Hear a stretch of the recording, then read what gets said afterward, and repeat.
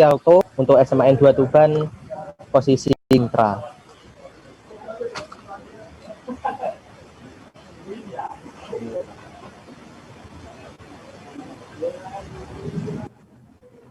Sebelum kita mulai case building 2 menit dari sekarang.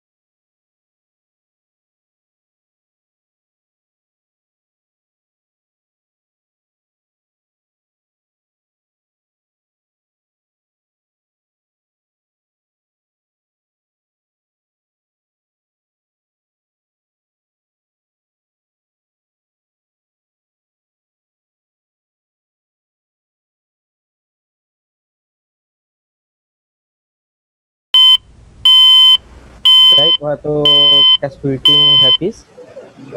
Untuk tim pro dari SMAN 1 Ngunut, pembicara 1 apakah sudah siap? Siap ya. Baik, pembicara 1 tim pro, waktu 2 menit opening statement ya. Dimulai ketika Anda berbicara.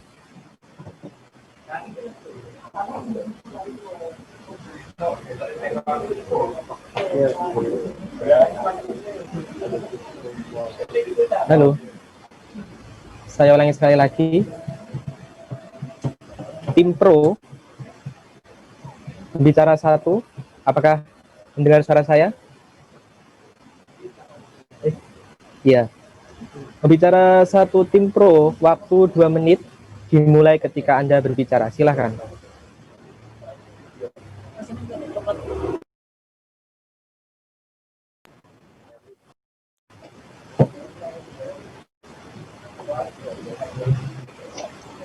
Assalamualaikum warahmatullahi wabarakatuh. Dewan juri yang terhormat serta teman-teman yang berbahagia, sebelum memulai perdebatan, izinkan saya memperkenalkan tim kami. Kami merupakan delegasi dari SMA Negeri 1 Ngunut yang dibimbing oleh Ibu Kristina Susanti SPD. Saya, Kaza, sebagai pembicara pertama, dan di sebelah kiri saya ada Seha sebagai pembicara kedua, dan di sebelah kanan saya ada Siva sebagai pembicara ketiga.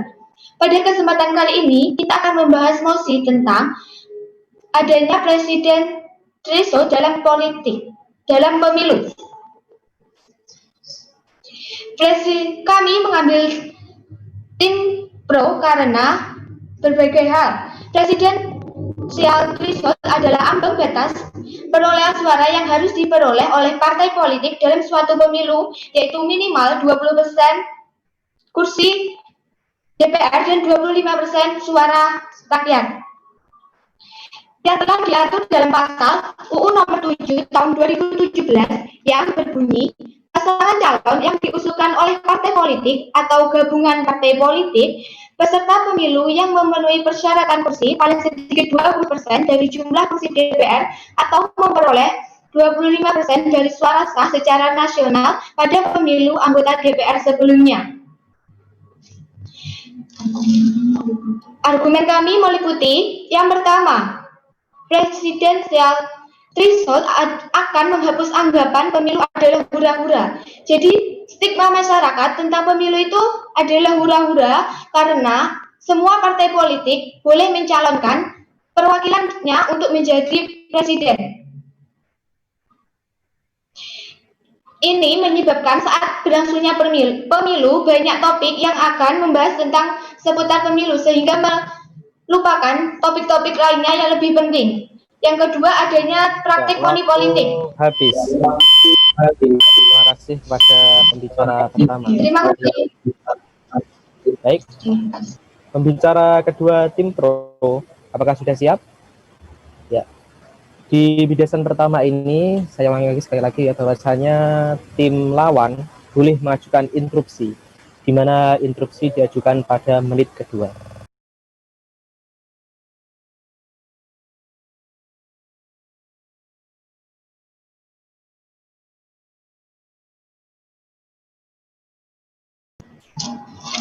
Saya akan meneruskan argumen tentang presiden threshold akan menghapuskan anggapan pemilu adalah hura-hura. Jika pemilu membutuhkan banyak sekali biaya, terutama jika dilakukan lebih dari 2 putaran. Dirjen Anggaran Departemen Keuangan mengatakan bahwa pada 2004 menghabiskan dana sekitar 6,4 triliun. Anggaran pemilu 2009 menghabiskan dana sekitar 10,4 triliun. Kemudian pada tahun 2014 menghabiskan anggaran 14,4 triliun dan pada tahun 2019 membutuhkan 25,6 triliun biaya pengawasan, 44,85 biaya keamanan, 3,29 triliun kegiatan pendukung, 3,29 lainnya untuk kegiatan yang lain, sehingga totalnya menjadi 37,03 triliun. Jika presiden threshold dihapus, akan banyak partai politik yang mencalonkan kandidat sebagai presiden, sehingga akan menimbulkan money politik yang lebih banyak. Saat pemilu berlangsung juga topik pembicaraannya hanya akan seputar pemilu. Yang kedua, money politik. Kita dapat melihat dari kehidupan sehari-hari. Banyak di kalangan masyarakat, mereka akan lebih memilih dari pasangan yang telah memberikan mereka uang agar memilih mereka. Yang kedua, ada jika ambang batasnya 0% dan semua orang bisa mencalonkan, maka akan menimbulkan kegaduhan politik. Perlu adanya ambang batas agar tidak semua orang bisa mencalonkan diri sebagai presiden. Dengan adanya presiden threshold ini, membuat adanya batasan dalam kriteria pencalonan presiden.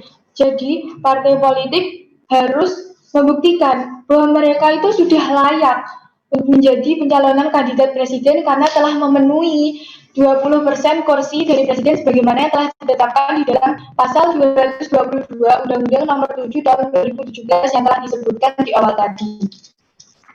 Kemudian, karena jika suatu partai politik telah memenuhi syarat sebagai telah melampaui ambang batas, maka mereka baru diperbolehkan untuk mencalonkan kandidat presiden. Dan itu akan membuat sehingga semua orang itu tidak bisa mencalonkan. Jadi yang dicalonkan itu bukan orang sembarangan, orang yang telah memenuhi kualifikasi yang telah ditetapkan oleh pemerintah juga oleh partai politik tersebut.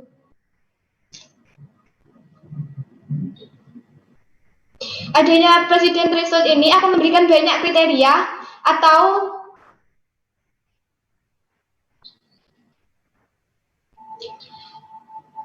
desa-desa pencalonannya. Jadi itu mereka benar-benar terseleksi dan mereka itu benar-benar dikenal oleh rakyat dan dapat diterima oleh rakyat. Karena jika dia memiliki banyak dukungan, maka otomatis mereka akan dimudahkan dalam melakukan pekerjaannya. Untuk pembicara tidak boleh berganti-ganti ya, jadi tetap pembicara satu, tetap pembicara dua juga bergantian. Sesuai aturan. Instruksi, Mas. Ya, silakan. Tadi di debat yang pertama, katanya kalau misalnya ada waktu yang kurang dan temannya kekurangan bahan pembicaraan, katanya boleh menambahkan. Dan tadi kenapa kok tidak bisa? Ya, mohon maaf, itu mungkin ada kesalahpahaman dari juri dan panitia. Jadi tetap ada juklak jenis awal. Oh, masuk ya. Mungkin perlu diluruskan untuk peserta SMPN 1 Ngunut. Nah, itu kan di situ dengan syarat adanya cukup kertas ya, bukan kertas. Nah, maksud saya itu tambahannya itu dalam bentuk tulisan, misalnya ketika SMAN 1 Ngunut itu sudah punya argumen-argumen senjata lah istilahnya, itu untuk menutupi ketika peserta yang lain itu kekurangan bahan, itu bisa dengan menyodorkan kertas seperti itu, bukan ganti pembicara. Nah, yang saya maksud seperti itu, ya bisa dipahami ya. Ya. Saya dapat. Baik, silakan dilanjutkan, waktu masih tersisa. Bicara kedua. Cukup. Jadi kami cukup. Baik. Pembicara kedua, terima kasih dari tim pro. Sekarang lanjut ke pembicara ketiga, tim pro. 4 menit mulai ketika Anda berbicara.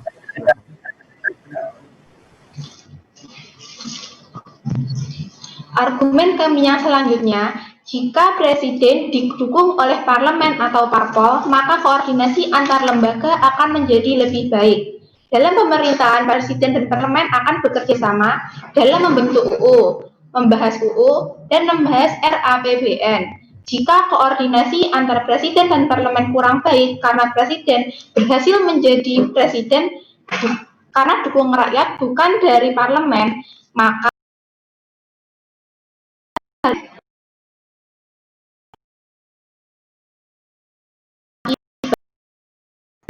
pembentukan UU, pembahasan RAPBN tidak akan cepat tuntas.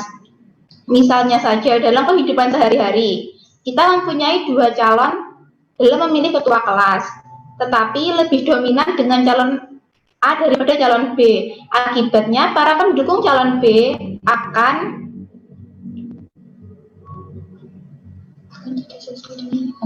tidak sesuai dengan program-program yang akan dilaksanakan oleh calon A.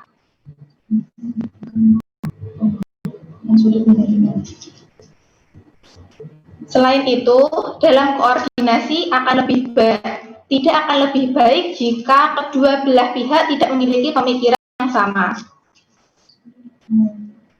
Selain itu, jika ada rapat atau ada pembentukan masalah rancangan undang-undang, akan sulit mencapai keputusan bersama jika kedua belah pihak memiliki pemikiran yang berbeda.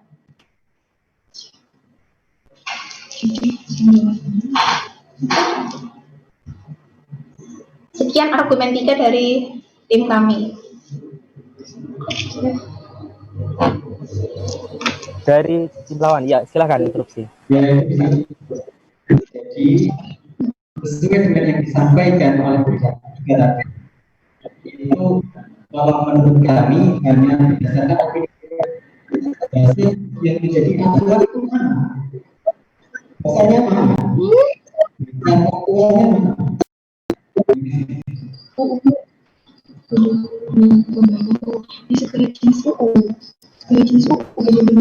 Bisa diulangi interupsi dari tim kontra karena kurang bisa didengar.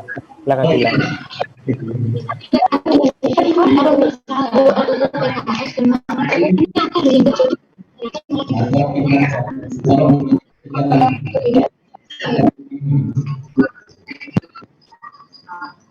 Jadi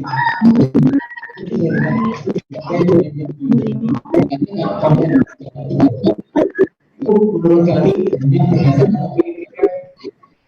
dasar yang menjadi acuan kebijakan ketiga itu yang mana? Terima kasih.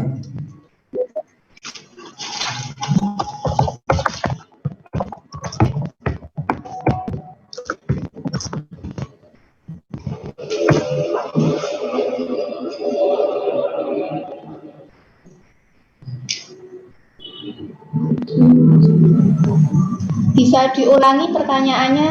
Ya, suaranya belum jelas sampai sini. Silahkan tim pro untuk dimute dulu speakernya. SMAN 1 Ngunut. Dimute dulu speakernya, dimute. Dimatikan. Nah, silahkan interupsi dari tim kontra, silahkan diulangi karena tidak bisa didengar. Permisi, Ya. kami sebagai tim kontra akan menyampaikan instruksi terkait dengan pembicaraan tiga. Instruksi dari kami, menurut kami apa yang disampaikan oleh pembicara tiga itu hanya berdasarkan opini pribadi saja, karena dari tadi tidak ada sama sekali kita dengar ada data faktual. Jadi data yang mendasari pembicaraan ketiga itu yang mana? Terima kasih. Baik, tim pro silahkan ditanggapi atau melanjutkan argumen sebelumnya. Silahkan.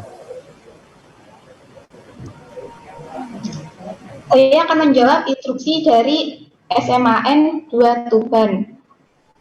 Nah, maksud di sini kan pembahasan UU dan pembentukan UU itu bisa segala jenis UU, misalnya saja pembentukan RUU PKS itu tidak akan cepat selesai karena kedua belah pihak itu berbeda pemikiran.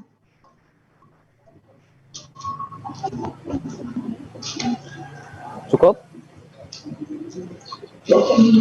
Dan kedua belah pihak itu tidak saling mendukung antara UU 1 dan UU yang lainnya. Sehingga timbul multi tafsir antara parlemen dengan presiden yang menyebabkan UU itu tidak cepat selesai, yang menyebabkan rancangan undang-undang itu tidak cepat selesai dijadikan undang-undang dasar.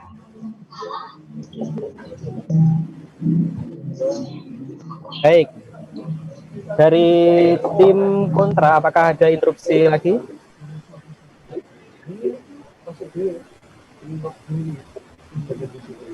Apakah ada instruksi lagi?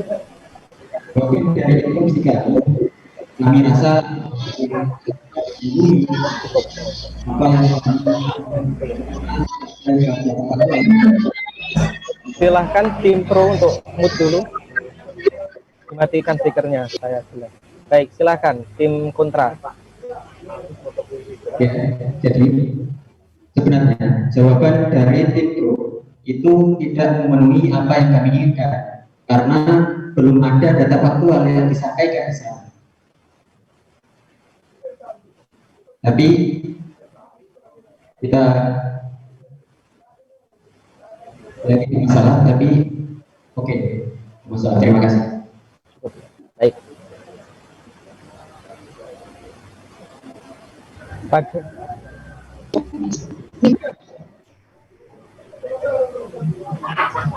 Misalnya saja pembahasan RUU PKS itu dari tahun 2012. Bahkan saat itu pernah maju dalam prolegnas, tetapi diundur lagi karena kedua belah pihak itu memiliki pendapat yang berbeda. Akhirnya sampai sekarang RUU tentang PKS itu tidak disahkan. sudah cukup?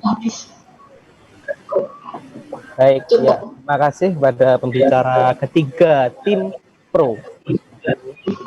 Selanjutnya di sesi terakhir itu closing statement.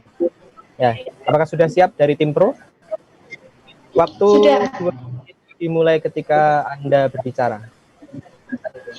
Jadi menurut kami presidensial threshold merupakan hal yang sangat penting karena jika tidak nanti akan menimbulkan banyak kerugian untuk negara. Misalnya pengeluaran anggaran yang lebih karena adanya banyak calon. Yang kedua, koordinasi dalam melaksanakan tugas lebih baik jika anggota presiden itu merupakan dari politik dan memiliki kursi yang banyak di DPR. Sehingga tugas mereka itu menjadi lebih sinkron karena mereka memiliki satu pemikiran sehingga mereka mudah mencapai suatu kemufakatan.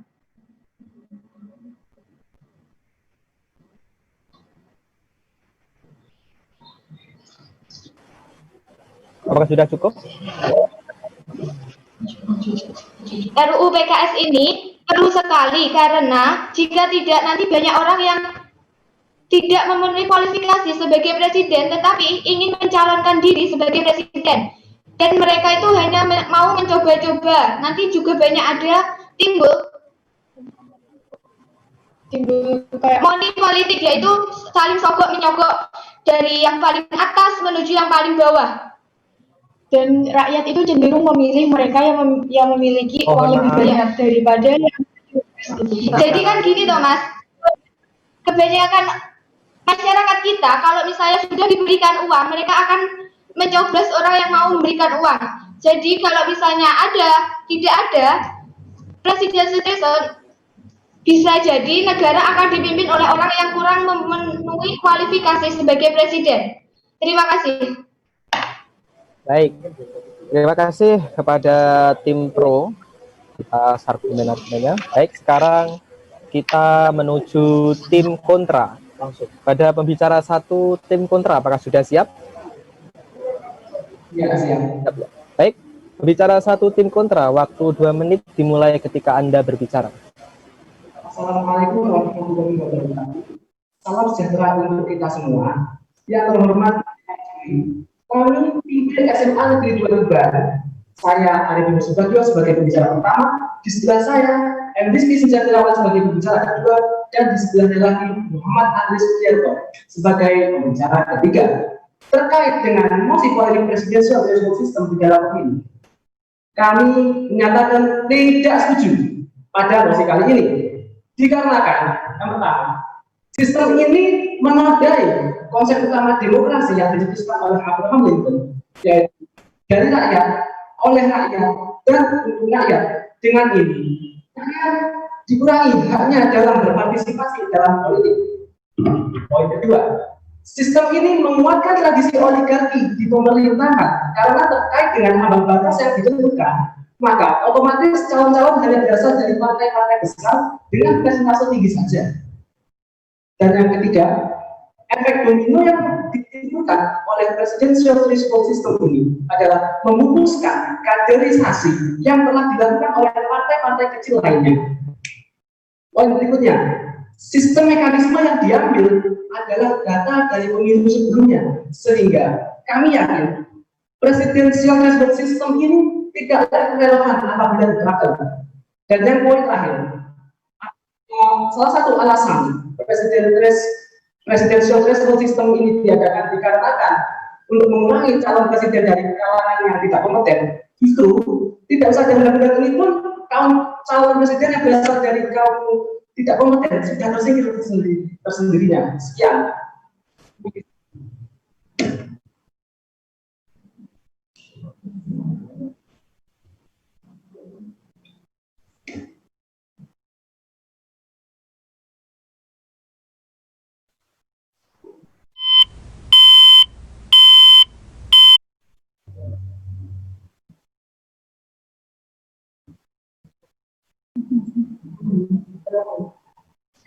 Ya.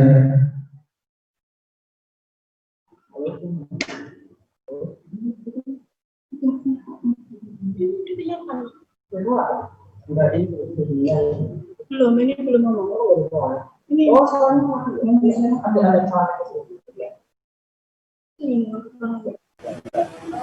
Guys, ada pembicara kedua tim kontra, apakah sudah siap? Ya, siap. Ya. Baik, waktu 4 menit dimulai ketika Anda berbicara. Ya, baiklah. Di sini saya sebagai pembicara kedua akan memperkuat argumentasi yang telah disampaikan oleh pembicara pertama. Kami secara tegas menyatakan tidak setuju dengan mosi pada kali ini. Dasar-dasar yang menjadi acuan ketidaksetujuan kami adalah yang pertama, sebenarnya penetapan ambang batas pada pemilu, yaitu presidensial threshold, ini menodai konsep demokrasi yang utama, yakni dari rakyat, oleh rakyat, dan untuk rakyat. Jelas-jelas bahwa penetapan presidensial threshold ini justru memang merampas hak rakyat dalam berpartisipasi dalam pemilu. Saya lansir dari M. Putut.com, politikus Gerindra, Riza Patria juga tak setuju dengan adanya ambang batas pemilihan presiden. Sebab menurutnya ambang batas ini membatasi para tokoh maju dan merampas hak rakyat. Lalu kami lansir dari data.com, hak rakyat yang dirampas ini merupakan hak asasi politik berupa memilih atau dipilih. Tapi pembahasan saat ini lebih mengarah ke yang dipilih saja. Secara tersurat, peraturan Instruksi. Instruksi. Instruksi dimulai pada menit kedua ya, 02.00. Ini masih menit 2 lebih 37 detik. Silahkan tim pro, tim kontra. ya. Dan dipilih ini secara tersurat diatur di dalam Undang-Undang Dasar 1945, mulai dari pasal 21 pasal 28, pasal 28 ayat 3, pasal 28 ayat 3. Peraturan ini menegaskan bahwa pada waktu hak asasi setiap warga negara dalam khususnya dalam kebijakan pemerintahan untuk dipilih dalam pemilu, pilpres, dan pilkada. Tadi katanya Bentar. Dari tim pro mohon diperhatikan, instruksi dimulai pada menit kedua ya. Jadi ketika masih 2 menit lebih itu tidak boleh melakukan instruksi. Bisa dipahami? Ya, saat ini instruksi bisa, silakan instruksi. kan tadi katanya dari pihak Partai Gerindra mengusulkan 0% untuk pencalonan presiden. Tetapi apakah mereka yang tidak mempunyai kursi DPR sama DPR sama suara sah para rakyat Indonesia bisa mencalonkan? Kan mereka tidak tahu apakah mereka punya suara rakyat atau tidak. Rakyat itu memiliki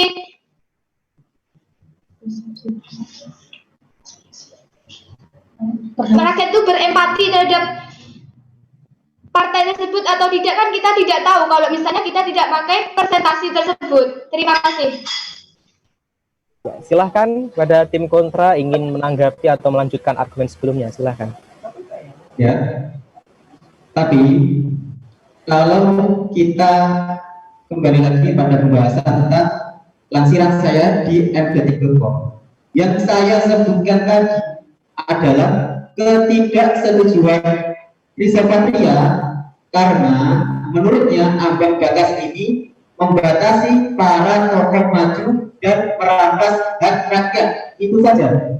Bahkan kami pun tidak pernah menyebutkan kalau Riza Patria menyebutkan harus di angka 0%. Gitu.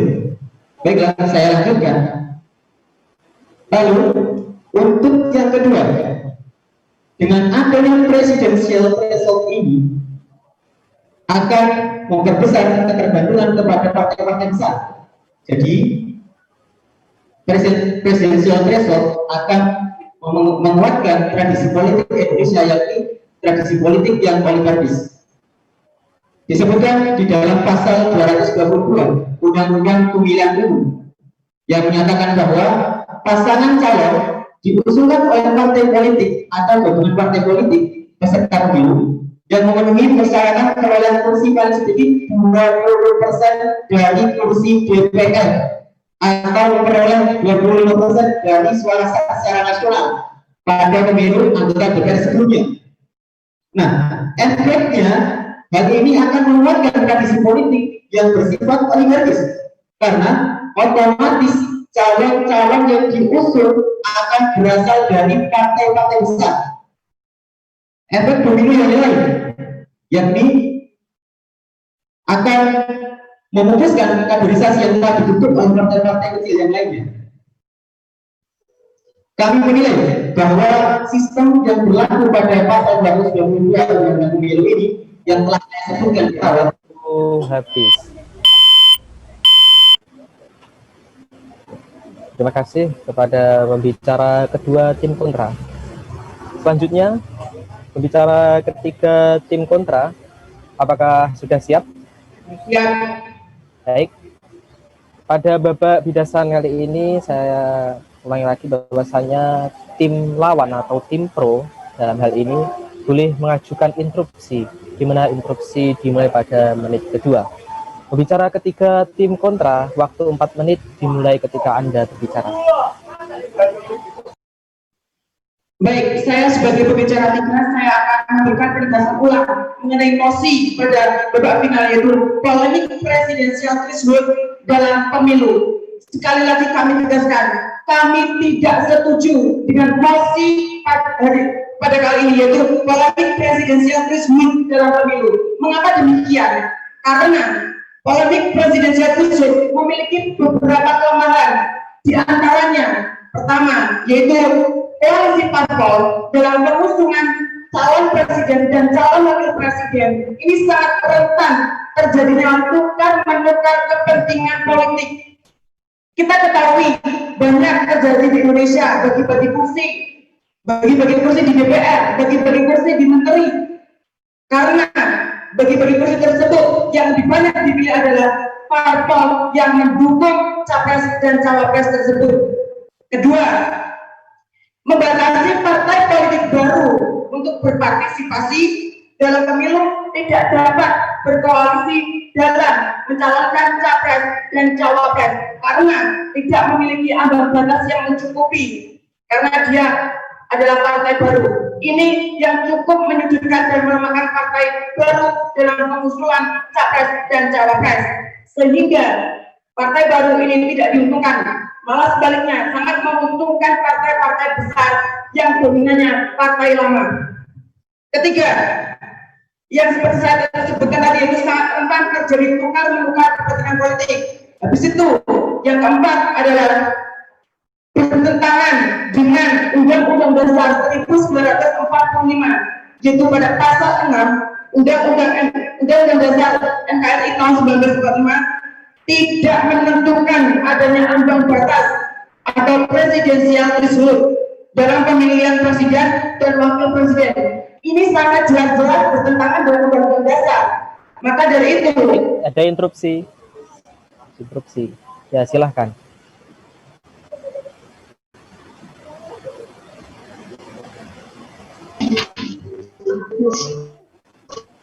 Oke, saya akan memberikan bidasan tentang ini untuk yang pembicara pertama tadi kan membahas tentang katanya itu pemerintah dengan presiden threshold ini berkurang haknya seseorang untuk mencalonkan sebagai presiden. Tapi bukankah ada kriteria tertentu untuk membedakan antara yang benar-benar berhak dan yang tidak berhak? Terima kasih. Baik, silakan tim kontra untuk menanggapi. jadi kami akan melanjutkan argumen-argumen dan argumentasi. Mohon maaf, sebentar. Silakan di-mute dulu dari tim pro supaya suaranya jelas. Ya. Silakan dilanjutkan tim kontra. Baik, saya akan melanjutkan argumentasi agar dapat diterima dengan baik dan dapat dipahami bersama secara keseluruhan. Jadi, presidensial threshold dalam pemilu sangat bertentangan dengan Undang-Undang Dasar 1945, yaitu pada pasal 6 yang tidak menyatakan atau tidak menentukan adanya ambang batas atau presidensial threshold dalam pencalonan presiden dan wakil presiden. Ini sudah sangat jelas melanggar ketentuan dalam Undang-Undang Dasar 1945. Dan juga yang kelima, kelemahan yang kelima adalah telah menghilangkan makna pengakuan, jaminan, dan kepastian hukum yang adil. Karena ini sangat dianggap melanggar Undang-Undang Dasar 1945. Karena sekali lagi tidak menguntungkan partai baru, namun malah menguntungkan partai politik yang besar. Padahal di negara Republik Indonesia ini kita bebas, kita berhak, hak kita dijamin oleh negara untuk mencalonkan presiden dan wakil presiden. Namun dengan adanya presidensial threshold malah dibatasi pencalonan dan angka ambang batas 20% tersebut. Sehingga kami nyatakan sekali lagi, kami tidak setuju. Ya, ada interupsi. Silahkan.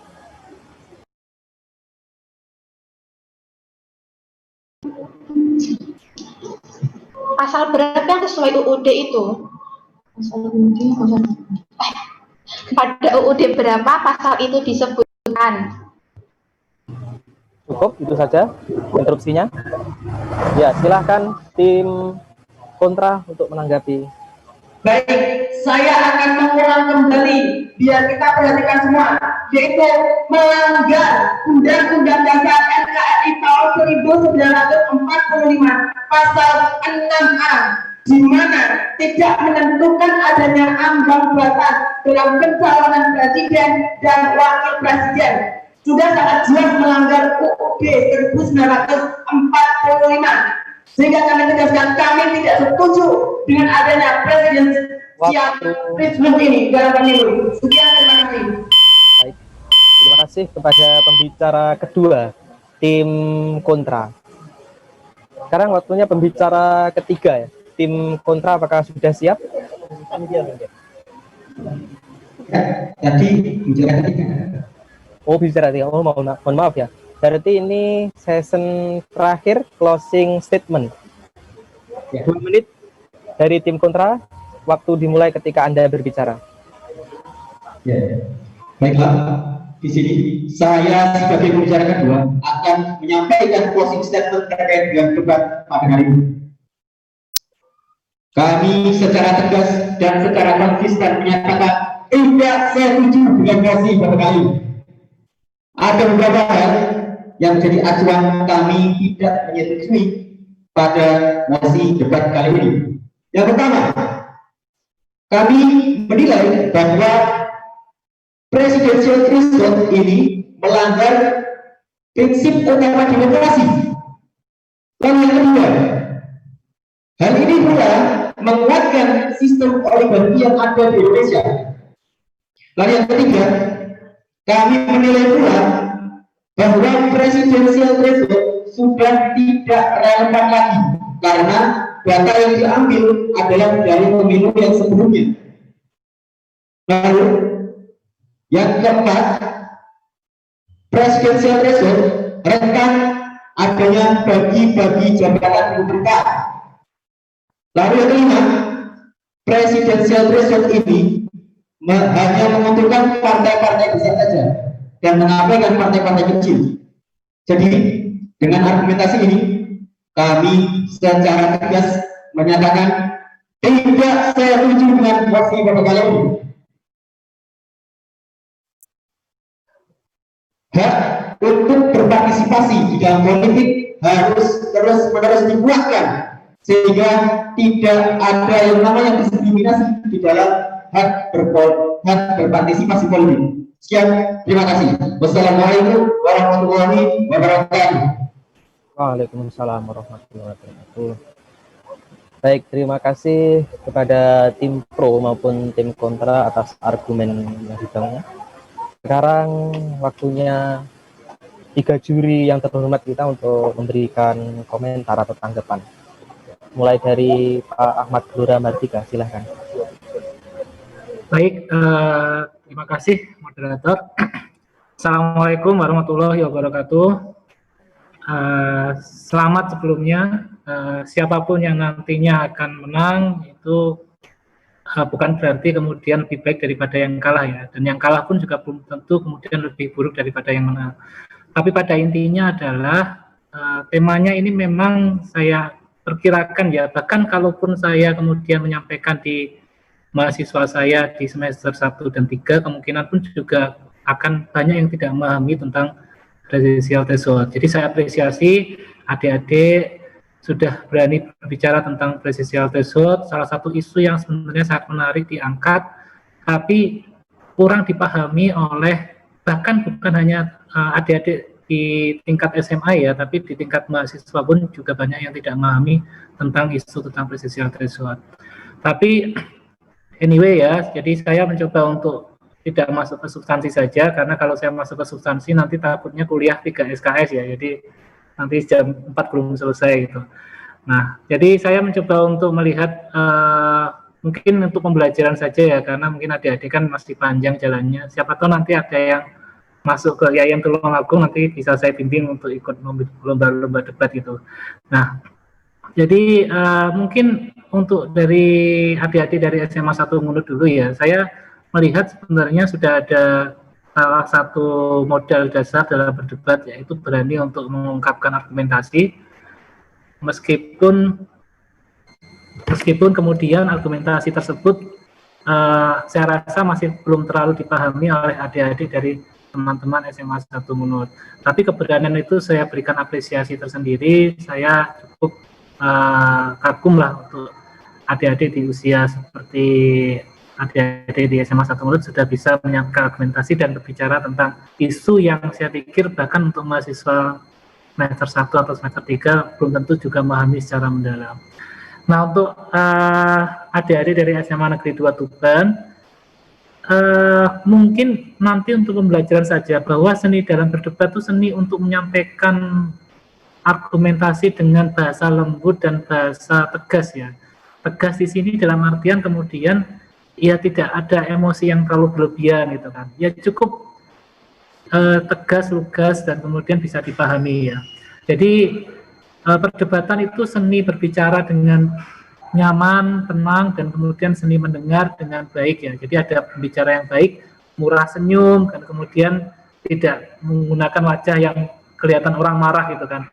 Jadi senyumnya kurang, mungkin karena ketutup versi ya, tapi saya lihat senyumnya masih kurang dari adik-adik SMA 2 Tuban. Jadi kesannya kayak orang lagi mau berantem gitu kan. Padahal ini kan berdebat, itu kan saling bertukar ide dan pikiran. Jadi mungkin nanti untuk pembelajaran saja buat adik-adik. Siapa tahu nanti kemudian adik-adik melanjutkan ke jenjang perguruan tinggi dan mengikuti kompetisi debat yang serupa di tingkat mahasiswa. Mungkin untuk coba nanti bisa lebih murah senyum saja dalam berdebat, karena berdebat ada sesuatu yang menyenangkan ya, bukan kemudian sesuatu yang sangat mengerikan. Jadi jangan kemudian seakan-akan Anda bertarung dengan zombie di film Peninsula gitu kan. Enggak, ini kita sedang berbicara tapi dengan lawan berpikir ya. Jadi ada istilah dalam berdebat itu bahwa lawan berdebat adalah kawan dalam berpikir ya. Jadi tidak ada yang namanya lawan, tapi yang ada adalah kawan ya. Saling berbagi ide dan pikiran. Oke, itu saja mungkin dari saya. Sukses ya teman-teman dari adik-adik SMA 2 Tuban dan SMA 1 Munut. Terima kasih. Terima kasih pada Bapak Gelora. Selanjutnya Pak Yusron Munawir, silakan untuk tanggapannya.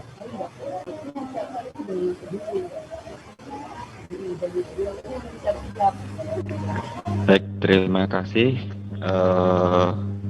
Tadi sudah dijelaskan secara panjang lebar apa sih itu seni dari berdebat oleh Bapak Gelora. Ya, tambahan sedikit saja untuk kedepannya, misalnya di tim SMAN 1 Ngunut, mungkin lebih dipersiapkan argumen-argumennya ya.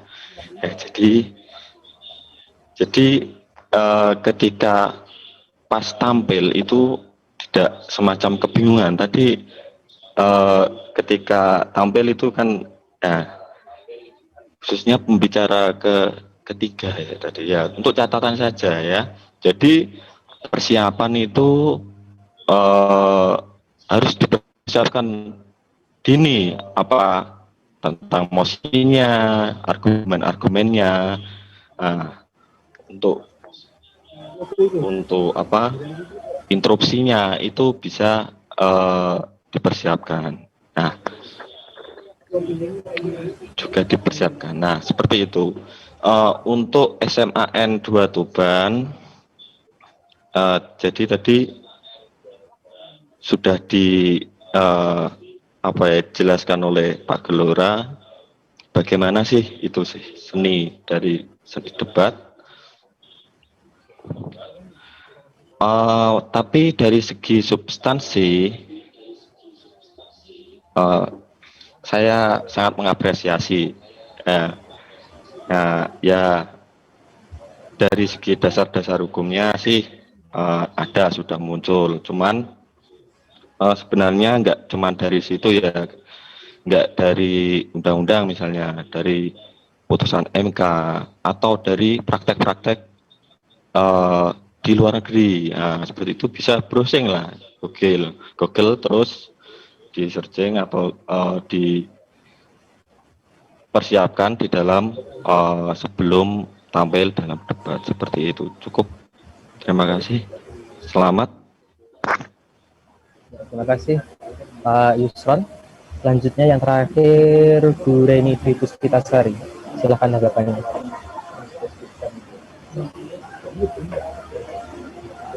Terima kasih.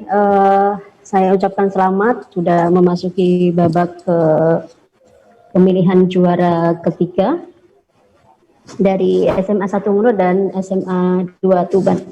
Baik, memang ketika saya melihat jalannya debat pada kali ini yang pertama dari isi materi dan penguasaan materi masing-masing kelompok itu seperti yang disampaikan oleh kedua juri bahwasanya memang masih kurang begitu. Tetapi ada hal-hal lain yang kemudian masih bisa ditonjolkan oleh kedua tim, misalkan kekompakan tim terkait dengan alur berpikir dan penampilan, kemudian penggunaan bahasanya juga sudah lumayan lebih tertata daripada pada yang sebelumnya. Nah, kemudian yang kedua adalah yang belum ini adalah pemanfaatan waktu yang secara efektif. Oh ya. Pemanfaatan waktu ini sangat penting kalau misalkan dalam segi debat sehingga hasil yang dihasilkan nanti juga akan maksimal begitu. Jadi tetapi dari dua segmen ini tadi dari SMA 2 Tuban dan SMA 1 Ngunut sudah ada perbedaan sih kalau dari segi teknisnya begitu. Baik, itu saja yang saya sampaikan. Terima kasih. Baik, terima kasih kepada tiga dewan juri yang terhormat. Alhamdulillah pada perebutan posisi ketiga ini telah usai. Terima kasih kepada tim pro SMAN 1 Ngunut maupun tim kontra SMAN 2 Tuban. Semoga diberikan hasil yang terbaik. Silahkan untuk teman-teman SMAN 1 Ngunut dan SMAN 2 Tuban untuk meninggalkan ruang Zoom. Ini bukan di sini tempatnya, tapi di rumah. Bentar.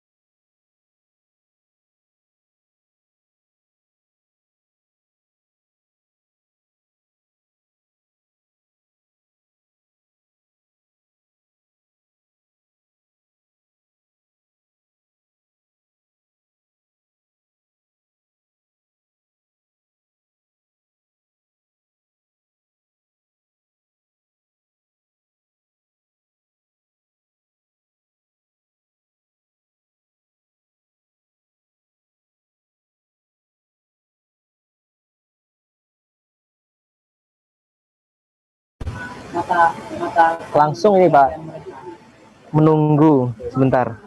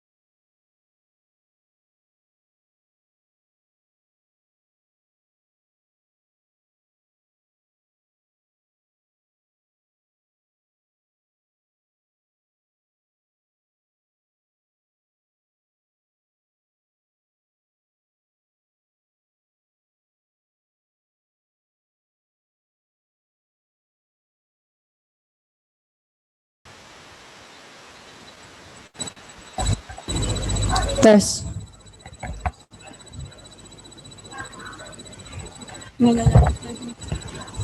Tes. Ya. Ya. Sudah? Izin tanya Kak, dari Man 1 Trenggalek sudah kedengaran? Ya, sudah jelas.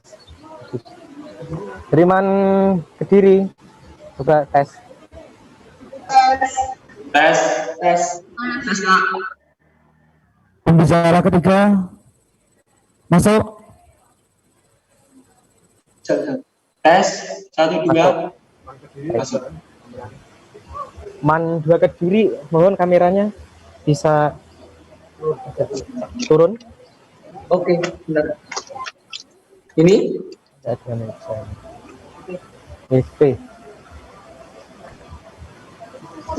Baik, assalamualaikum warahmatullahi wabarakatuh. Alhamdulillah pada pertandingan ini kita masuk pada perebutan juara 1 dan 2 Lomba Debat Fasih Lawfare 2020 yang mempertemukan antara Man 1 Trenggalek melawan Man 2 Kediri dengan mosi perdebatan polemik presidential threshold dalam pemilu. Seperti halnya pertandingan sebelumnya, di sini panitia sudah menyediakan dua posisi ya, pro dan kontra yang akan saya baca. Kak, interupsi. Silakan. Wajahnya dari Man 2 Kota Kediri belum kelihatan, Mbak.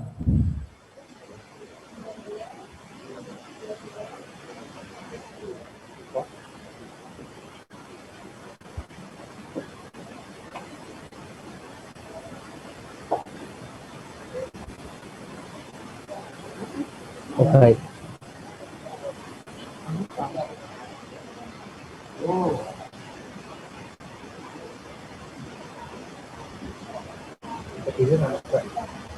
Ya, memang posisi mejanya terlihat bawah ya, jadi Belum nggak? ini pendek. Enggak. Ya.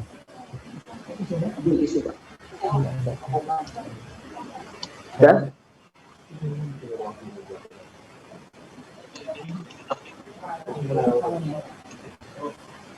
Oke.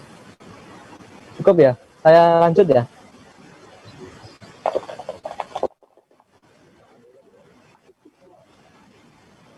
Ini Man 1 Trenggalek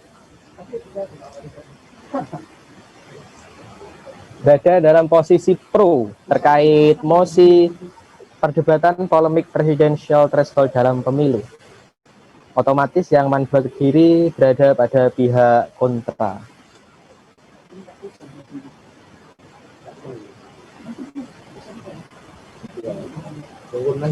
Baik, sebelum melaksanakan pertandingan, waktunya cash building 2 menit dimulai dari sekarang.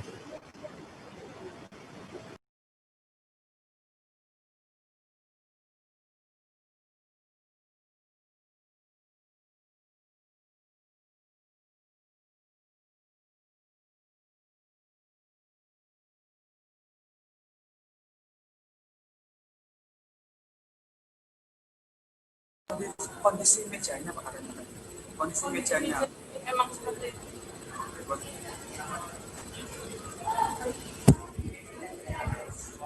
Kak, mohon maaf interupsi lagi, Kak.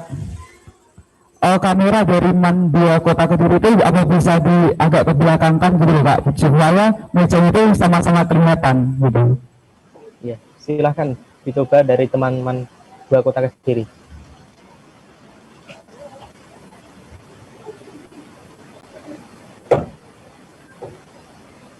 Sudah, Kak. Cukup. Gimana dari Man 1 Trenggalek? Sudah cukup ya? Nah, terima kasih. Oke, baik. Lanjut cash building. Timekeeper.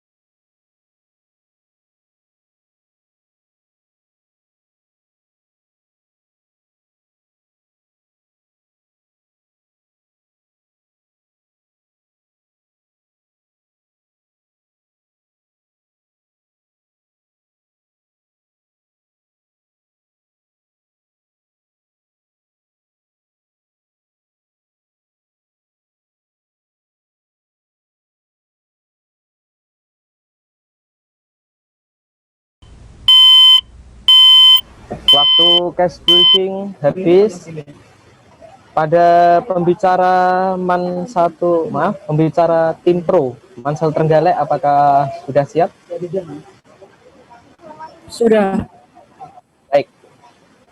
Pembicara 1 tim pro, opening statement 2 menit. Waktu dimulai ketika Anda berbicara. Perkenalkanlah kami dari Mansaga. Kami di sini datang untuk berlomba. Menang atau kalah itu sudah biasa. Yang penting kita semua bisa ketawa. Wajahmu memang imut, bodimu kayak beruang. Argumenmu membuatku salut. Jangan harap kalian menang. Assalamualaikum warahmatullahi wabarakatuh. Salam sejahtera bagi kita semua. Salam Om Swastiastu, Namo Buddhaya, salam kebajikan. Baik, di sini kita akan berdebat dengan mosi polemik presidensial threshold dalam pemilu. Sebelum kita memperdebatkan mosi pada siang hari ini, izinkanlah kami dari tim pro untuk memperkenalkan diri. Saya Dian Kola sebagai pembicara pertama. Saya Adista Devi sebagai pembicara kedua. Saya Ditya Yoga Pratama sebagai pembicara ketiga. Baik, apakah itu presidensial threshold dalam pemilu? Sebelum kita membahas mengenai presidensial threshold dalam pemilu, perlu untuk membedakan beberapa varian ambang batas atau threshold yang sering digunakan dalam penyelenggaraan pemilu. Secara sederhana, ambang batas atau threshold dipahami sebagai batas minimal dukungan atau suara yang mesti dimiliki untuk memperoleh hak tertentu dalam pemilu. Dari segi fungsi dan kegunaannya, penerapan threshold adalah untuk mengurangi jumlah peserta pemilu, jumlah parpol yang duduk di lembaga perwakilan, dan mengurangi jumlah peserta pemilu atau dalam pencalonan presiden dan wakil presiden. Lalu, ketetapan ambang batas pencalonan presidential threshold 20% kini masih menjadi polemik beberapa pihak sebab aturan yang terpati dalam pasal 222 Undang-Undang Nomor 7 Tahun 2017 tersebut dipandang dapat menutup kemungkinan munculnya calon potensial dari partai lain yang hanya memiliki kursi sedikit di parlemen. Penelitian Forum Masyarakat Peduli Parlemen Indonesia memandang habis. Baik. Berikutnya, pembicara kedua tim pro, apakah sudah siap? Ya, sudah. Baik. Pembicara kedua tim pro, waktu 4 menit dimulai ketika Anda berbicara. Sebelumnya, terima kasih kepada moderator yang telah memberikan waktu kepada saya untuk dapatnya saya menyampaikan argumen saya. Jadi, tak benar jika dikatakan apabila presidensial threshold disebut menghalangi besarnya partai kecil. Pasalnya, besar kecilnya sebuah partai bukan ditentukan oleh peraturan presidensial threshold, tetapi oleh pemilih yang menentukan sikap politiknya untuk memilih suatu partai. Sejatinya, peraturan presidensial threshold yang dimaksudkan untuk menghindari munculnya banyak calon presiden tanpa membangun koalisi yang kuat. Sebenarnya, kita hanya ingin menghindari munculnya calon presiden tanpa membangun koalisi dan tidak membangun koalisi. Karena tanpa membangun koalisi, setiap kepentingan pun sulit terakomodir. Meskipun demikian, kita harus menghormati setiap keputusan para pihak yang mengajukan gugatan ke Mahkamah Konstitusi. Sebab hal itu adalah hak semua warga negara Indonesia apabila merasa dirugikan secara konstitusi. Akan tetapi, mengingatkan saja kepada pihak penggugat, seharusnya para penggugat aturan pedoman presidensial threshold yang mengacu kepada hasil pemilu tahun 2014 dan bukan memperjuangkan target 0% menyikapi hal tersebut. Peneliti Karyono Wibowo dari Indonesia Public Institute menyatakan sesungguhnya presidensial threshold dirumuskan untuk menghindari terjadinya pecah kubu antar lembaga eksekutif dan legislatif. Seperti yang terjadi pada masa awal pemerintahan Joko Widodo berdiri. Itu kan kalau di awal pemerintahan Jokowi konflik antara KMP, Koalisi Merah Putih dari kubu oposisi dengan KIH, Koalisi Indonesia Hebat dari kubu PDIP. Makanya tidak stabil. Karena KMP menguasai parlemen. Baru setelah Pak Jokowi mendekati Golkar baru stabil. Dan setiap kebijakan... Ada interupsi dari tim kontra. Silahkan. Terima kasih disampaikan. Tadi pihak pro mengatakan bahwa presidensial threshold sangat tepat untuk diterapkan di Indonesia. Namun, kita akan memperbincangkan tentang asas demokrasi, yakni luber judil, yang mana dalam pesta demokrasi, salah satunya adalah pemilu presiden, itu merupakan semua milik hak semua warga masyarakat Indonesia, termasuk juga partai politik. Dengan adanya ketentuan presidensial threshold, bukankah itu membatasi hak-hak partai politik yang memiliki suara relatif sedikit daripada partai politik yang telah memiliki suara yang besar? Terima kasih Dewan Juri yang terhormat dan juga moderator. Oke, terima kasih. Untuk tim pro menanggapi atau meneruskan argumen sebelumnya. Silakan. Atas sanggahannya, maka kita bayangkan saja kalau jadi presiden dengan aturan 0%, komitmen dalam meningkatkan kualitas demokrasi dalam pemilihan presiden yang merupakan rezim partai politik jadi tak menunjukkan bobot kualitasnya. Seorang cawapres yang berkualitas prinsipnya haruslah didukung real partai politik yang sudah teruji, dipilih rakyat. Dan tidak semata didukung partai dan punya harta berlimpah demi terciptanya pemilu presiden yang efektif. Jumlah pesertanya harus diseleksi dengan baik. Ukurannya adalah jumlah suara yang diperoleh partai politik. Kalau tidak bisa didukung satu partai karena ada syarat. Ada interupsi. Silakan. Kontra, silakan.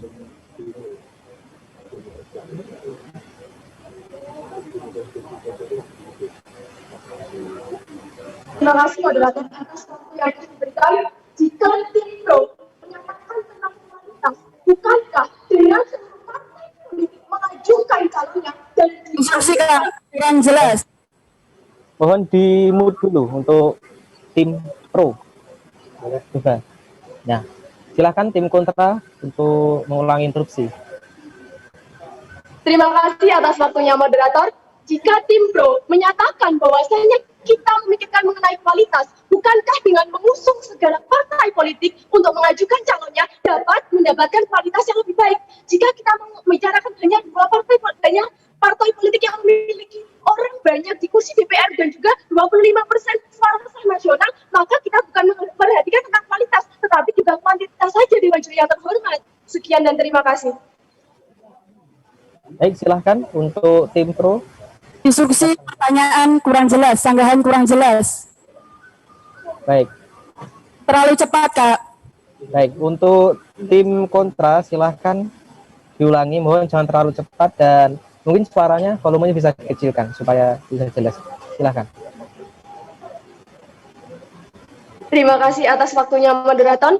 Jika tim pro menyatakan bahwasanya dengan kita adakan presidensial threshold, nantinya akan memunculkan calon presiden dan wakil presiden yang berkualitas. Bukankah dengan mengusung semua partai politik yang mengajukan calonnya juga dapat lebih memberikan kualitas ekstra kepada calon presiden dan wakil presiden.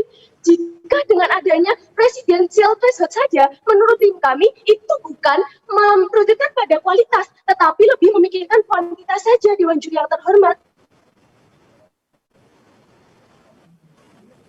Silahkan untuk tim pro menanggapi atau meneruskan argumen sebelumnya.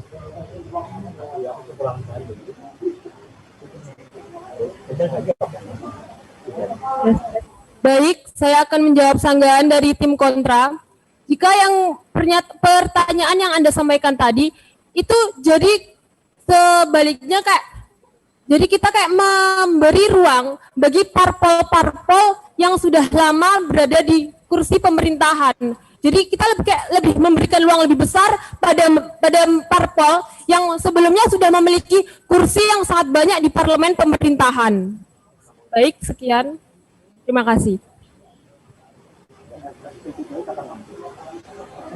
Waktu masih, apakah sudah cukup? Saya akan menambahkan juga. Oh ya, silahkan. Jadi pemerintah di sini sangat setuju jika presidensial threshold dalam rancangan undang-undang pemilu sebesar 20-25%, pemerintah tetap mendukung menggunakan sistem presidensial threshold sebagaimana 5 tahun lalu. Terima kasih.